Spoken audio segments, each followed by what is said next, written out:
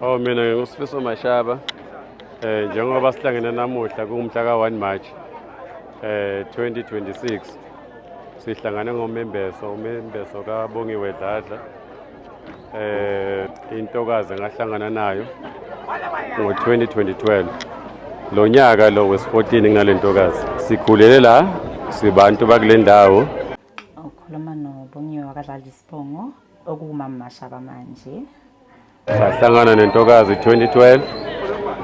Saqhuba sabambana.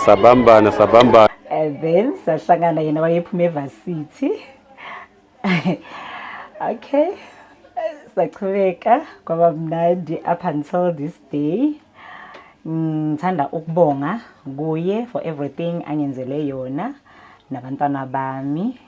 Ngiyamthembisa ngizomthanda kuze kube phakade. Nakwathi 2023 ngeza kibo ngazovela ukuvela kwami bak-accepta. Then njengoba sengithi namuhla ngiyicedela intokazi, ngiyayiqedela ke namuhla umembeso le. Abaningi bathi ngumshado, akuwona umshado lo. Lona nje umembeso kujatshuliwe. Okay, namhlanje usuku lami lomshado noBaba Mashaba. Abaningi bathi ngumshado, akuwona umshado lo.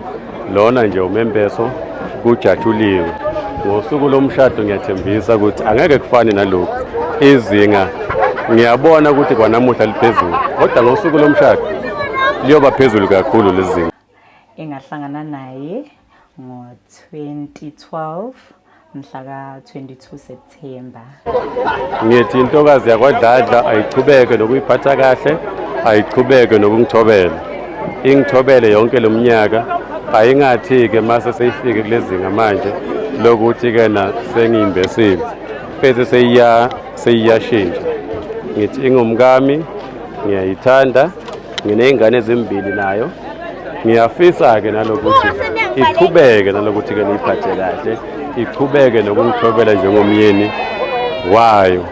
Ingibekezelele intombazane emaphutheni, angifuni nje ukuqamba amanga, kodwa ayiqhubeke futhi ingibekezelele. Angisho ukuthi-ke na ngokuzayo mhlampe ngisazophinde ngiyindlulise lapho engiyidlulise khona, kodwa nje ngithi sengiyoyicoca le ngikwenzayo kuyakhomba ukuthi ngiyindoda, kuyakhomba ukuthi sengikhulile, kuyakhomba ukuthi sengishintshile.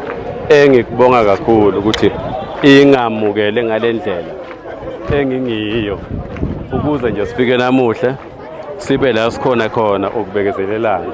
Akusiyo ukuthi emaphutha zange abakhona, maphutha abile khona.